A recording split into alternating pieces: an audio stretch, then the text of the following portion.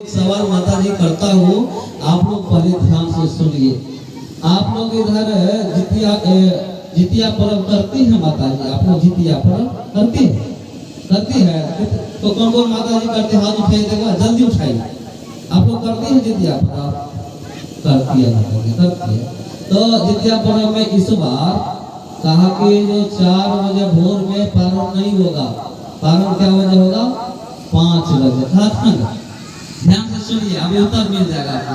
तो 5 बजे पारण होगा, ये कौन कहा? पंडित जी। देखिए सुन लीजिए, तब तो करेंगे पंडित। अच्छा, पंडित जी ने कहा कि 5 बजे पारण होगा, तो आप 5 बजे मान लिए कि 4 बजे भोर में कर लिए पारण, 5 बजे किए, ठीक है, वो भी ठीक है। अच्छा चलिए और पूछता हूँ आपको, पतिदेव आपके कहे कि 3 दिन मत करिए, सही है, पेट खराब हो जाएगा, कुछ गड़बड़ी होगी तो डॉक्टर को हमको ले जाना, डॉक्टर के पास हमको ले जाना पड़ेगा, रुपया मेरा खर्चा होगा। आप मेरी पत्नी है, मेरी अर्धांगिनी है, आप मेरी बात मान लीजिए, एक दिन सह लीजिए, सुबह में पारण कर लीजिए। तो पतिदेव की बात मानेंगे कि पंडित जी की बात मानेंगे? आप ये लोग बताइए, जल्दी बताइए। पंडित जी की। देखिए ये लोग पंडित जी की बात। पंडित जी आपको एक ऊपर साड़ी दिए हैं आज तक? बताइए तो। पंडित जी की बात आप मानते हैं? पंडित जी एक भी पल्ला साड़ी आपको नहीं दे दिया बाबा, बताइए तो इनको। लेकिन ये पंडित पतिदेव की बात नहीं मानेगी ये, इसका मतलब पंडित जी को रखने वाली यही लोग है। विशेष रूप से एक पर्व त्योहार करने वाली ये माता लोग हैं। आप लोग तो भूल जाते हैं कि जितिया कब है, छठ कब है, चौठुंडा कब है, भूल जाते कि नहीं भूल जाते? याद दिलाने वाली यही है। गछने वाले कौन लोग हैं बताइए तो? गछने वाले कि बेटा के मुंडन में भगत करूंगा, बेटा के मुंडन में अष्टजाम करूंगा, बेटा के मुंडन में बकरी, बेटा के मुंडन इधर उधर बकरी बेटा का संपिंडन भगता कराऊंगा। ये कौन गछती है? ये गछने वाले गढ़वाली बूढ़ी माता है, नानी गछेगी या दादी गछी, उनके पास पैसा नहीं होता है। कह दीजिए कि आप गछी हैं तो आप भी कराइए, आपको जो जो करना है आप अपने पैसा लगा करके कराइए, काम बंद हो जाएगा। लेकिन बेटा दिल्ली में कमाने वाला जाता है, दिल्ली में ईटा उठा करके पैसा भेजता है, आप वो काम करवाती है। करते कि नहीं करते? ये खेला चल रहा है। तो ये साधुवाद की व्यवस्था जो है ये अलग और पंडितवादी व्यवस्था अलग है। अगर साधु सच्चा है तो आपके उलझन को निश्चित रूप से सुलझा रहा है, सुलझाते यहाँ तक आया है। आपके जीवन में आग लगाने वाला को सदगुरु ना मिला, व्याकुल दहुदी सजाए। आज जो व्याकुलता है, व्याकुलता का कारण क्या है? तो सदगुरु ना मिला, उसको सदगुरु नहीं मिला, इसका मतलब सदगुरु नहीं मिला। सच्चे सदगुरु का अभाव के कारण आपका जीवन इस तरह का आपाधापी में जी रहे हैं आप सजनों। और कहा कि घर जले घूर बुझा, घर में आग लगी है, कोई घूर को बुझा रहा है, घूर थोड़ा इधर उधर से कचरा जमा करके उसमें आग लगा देते हैं, उसको घूरा कहते हैं। घूरा को आप बुझा रहे, दौड़े हैं, आग लगी है घर में भी, घूरा में भी आप दौड़ करके आए हैं बाल्टी लेकर के, आप घूरा को बुझा रहे हैं। घर में बढ़िया बढ़िया सामान है, उसको आप नहीं देखते हैं, आप किसको बुझाते हैं? घूरा को बुझाते हैं। तो लोग क्या कहेगा आपको? पागल कहेगा कि अच्छा आदमी कहेगा?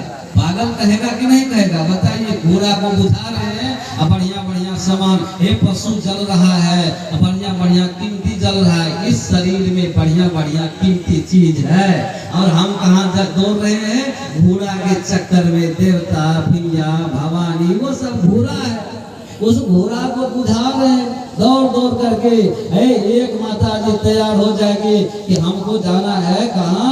तो गंगा जी में नहाने के लिए, तो एक तैयार होती है, उसके साथ सैकड़ों माता जी तैयार हो जाती है, गंगा जी में नहाने जाने के लिए चली जाती है। हम लोग एक सहने के लिए तैयार होती है, उसके साथ में कई सहने वाली तैयार हो जाती है। इधर एक आदमी तैयार होता है बोलबम जाने के लिए, तो बहुत आदमी साथी आपके तैयार हो जाते हैं कि हम भी जाएंगे, हम भी जाएंगे, हम भी जाएंगे, एक घूरा बुताने के लिए हम भी जाएंगे, इधर मैं भी जाऊंगी। होता है कि नहीं होता है ऐसा? कहते हैं जाको सदगुरु ना मिला, सदगुरु के अभाव में। सदगुरु क्या करते हैं आपके जीवन को, एक छोटा सा उदाहरण देता हूँ। ये रेगिस्तान की बात है। रेगिस्तान के ऊंट को, रेगिस्तान का जहाज वहाँ के ऊंट को कहा जाता है। अभी भी वैसे तो रेगिस्तान में अब लोगों को यातायात के साधन धीरे धीरे व्यवस्थित हो रहा है, सरकार कर रहे हैं, लेकिन वहाँ जो है अभी भी व्यवस्था पूरी नहीं हुई है। तो वहाँ अभी भी ये काम चल रहा है। तो वहाँ के एक सेठ जी जब मरने लगे तो वसीयतनामा में लिख दिए कि मेरे पास 19 ऊँट है, उसमें से आधा ऊँट बेटा को दे देना, 5 ऊँट बेटी को दे देना, 4 ऊँट मेरा नौकर बहुत सेवा किया है, 4 ऊँट नौकर को दे देना। बेचारे लिख करके कुछ दिन के बाद मर गए, सिरहाने के नीचे में रख दिए थे। मैं अभी बता रहा हूँ आपको, जो सुलझा हुआ आदमी है सुलझाता है, जो उलझा हुआ आदमी है समाज को उलझाता है। तो सेठ जी क्या किए, लिख करके मर गए बेचारे, क्रियाक्रम उसका हुआ। लोग आए, कहा कि सेठ जी के सिरहाने के नीचे कुछ थैली होगा, कुछ ना कुछ तो होगा। इतने बड़े सेठ हैं, आकर के उल्टा करके देखा तो एक कागज का टुकड़ा मिला, लिखा हुआ था कि मेरे पास 19 ऊँट है, 19 ऊँट में से आधा ऊँट बेटा को, 5 ऊँट बेटी को, 4 ऊँट नौकर को देना है। तो कैसे होगा, ये माथा पच्ची दही को माथा को दही बना करके छोड़ दिया, उत्तर नहीं मिला। ये पंचायती नहीं हुआ। शाम में पंच भगवान बैठे, पंचायती नहीं हुई। क्या हुआ, तो उठ करके चले गए। दूसरे दिन दूसरे गांव के पंच भगवान, तीसरे दिन तीसरे गांव के पंच भगवान। इस तरह से 1 सप्ताह बीत गया। एक लड़का उसी घर के जा रहे थे रास्ते से, एक महात्मा जी की कुटी, उनको भी एक ऊँट चढ़ने के लिए वो बैठे हुए थे आश्रम में। ये लड़का जा रहे थे रास्ते से, लड़का को बुलाए महात्मा जी, इधर सुनिए। आया लड़का, ताकि इधर सुबह शाम में इतने लोग रोज कहाँ जाते हैं, आज कई दिन से देखता हूँ शाम में इधर लोग जाते हैं, फिर 1-2 घंटा के बाद लौट जाते हैं, क्या बात है। नहीं जानते बाबा, सेठ जी जो मरे हैं उसके पास 19 ऊँट है, उसमें से वो कहा कि आधा ऊँट बेटा को देना, 5 ऊँट बेटी को देना, 4 ऊँट नौकर को देना है। ये फैसला नहीं होता, इसके लिए लोग जाते हैं। शाम में पंचायती होती है, लोग ये फैसला नहीं हो पाता, इसलिए लोग लौट करके आ रहे हैं। आज 7वां दिन है, कहा कि ये तो बड़ा हल्का है, ये तो तुरंत हो जाएगा। दौड़ करके गया, कहा बाबा तुरंत हो जाएगा, कहा दौड़ करके गया सेठ जी के दरवाजे पर, लोगों से कहा कि ये तो महात्मा जी का तुरंत फैसला हो जाएगा, कहा जल्दी बुलाइए उसको। महात्मा जी को बुलाने के लिए गए, महात्मा जी अपने ऊँट पर चढ़ लिए और शाम के समय में गए पंचायती में बैठे, अपने ऊँट को 19 ऊँट जो बंधा हुआ था उसी में अपना ऊँट भी बांध दिए। उसमें जाकर के पंचायती में जाकर के बैठ गए, कहा साहब क्या बात है, क्या गड़बड़ी है। कहा कि बाबा ये बात है, फैसला नहीं हो रहा है। कहा कि फैसला तो हो जाएगा, चलिए गिनिए ऊँट को। गिना ऊँट को तो 19 ऊँट नहीं 20 ऊँट हुआ इस बार, क्योंकि महात्मा जी का भी ऊँट उसमें था। कहा कि गिनिए इसको, खा इस बार तो 20 ऊँट होता है। कहा कि ठीक है रहने दीजिए, मेरा ऊँट है एक 19 ऊँट सेठ जी का, 1 ऊँट मेरा, तो रह लीजिए 20 ऊँट है, हम जाते समय अपना ऊँट ले लेंगे, इसमें कोई दिक्कत है आप लोगों को। कहा नहीं, हम बांट देंगे, अपना ऊँट लेकर के चले जाएंगे। अब कितना ऊँट है, 20 में से आधा देना है बेटा को, कितना बचेगा उधर, 20 में से आधा दिया, 10 हो गया, बेटा को दिया, 10 बचा, 10 में से 5 देना है बेटी को, 5 दे दीजिए बेटी को निकाल करके। तो उसमें से 4 देना है नौकर को, कहा दे दीजिए 4 नौकर को, कितना बचा, 1 ऊँट पर चढ़, किसका है, जो बच्चा है महात्मा जी का। महात्मा जी ऊँट पर चढ़ लिए, अब फिर अपने आश्रम में चले गए। खत्म हो गया कि नहीं हो गया। देखिए इसी तरह के साधु होते हैं, बहुत दिल दिमाग में जो भूसा पंडितों ने भरा है, चाहे समाज के पंडितों ने, आपके घर के जो पंडित है वो भी आपको उलझाया है, घर के आदमी जो उलझाने वाला आपके हैं उसको भी पंडित ही मानिए। वो पंडित ने आपको जो उलझाया है उसको 1 मिनट में सुलझाने का काम ये सदगुरु करते हैं। आपके जो दिमाग का दही बना करके छोड़ दिया गया था उसको संत गुरुजन आ करके सुलझाने का काम करते हैं। तो ये आपको छोटा एक कार्यक्रम नहीं लगता है, ये छोटा कार्यक्रम नहीं है, बहुत बड़ा कार्यक्रम। ये कार्यक्रम बहुत बड़ा है सजनों। मैं छोटा सा एक उदाहरण और दे करके वाणी में विराम दूंगा।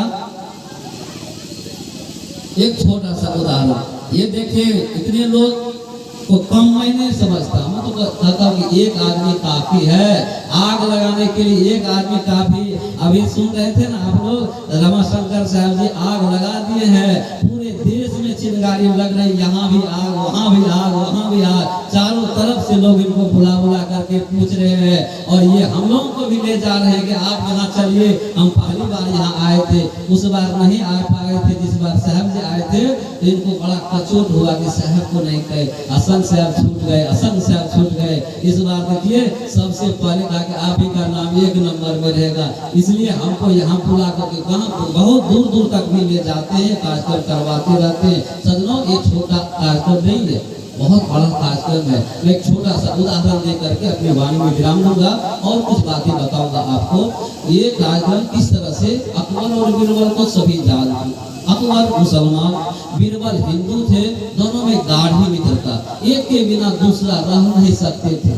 सजनों एक दिन की बात है, बीरबल को राजमहल में रहते रहते लगा कि बोर हो रहे हैं, घूमने जाना चाहिए बाहर। जाकर के अकबर से कहा, हुजूर बाहर घूमने का मन करता है, घर में महल में रहते रहते मेरा मन उब सा गया है। ठीक है कोई बात नहीं, कहा हुजूर लेकिन एक शर्त है, पैदल चलेंगे तो जाएंगे आपके साथ, हम जाना चाहते हैं पैदल, किसी सवारी में नहीं। आगे ठीक है, लेकिन एक काम करो बीरबल, जाकर के रानी साहिबा से भी कह दो, वो भी साथ साथ जाएगी तो बड़ा आनंद आएगा घूमने में। जाकर के कहते हैं, रानी साहिबा से भी जाकर के कहते हैं कि आप भी तैयार हो जाइए, हम लोग बाहर घूमने जाना चाहते हैं। तैयार हो जाती फट से रानी भी, रानी आगे आगे, पीछे पीछे राजा, उसके पीछे मंत्री। मंत्री बड़ा होशियार था, बड़ा कुशाग्र बुद्धि का था, मजाक भी खूब चलता था, दोनों में आपस में खूब मजाक चलता था। मंत्री ने कहा, राजा साहब ये ठीक नहीं है हुजूर, ये ठीक नहीं लगता है, लोग देखेंगे तो क्या कहेंगे।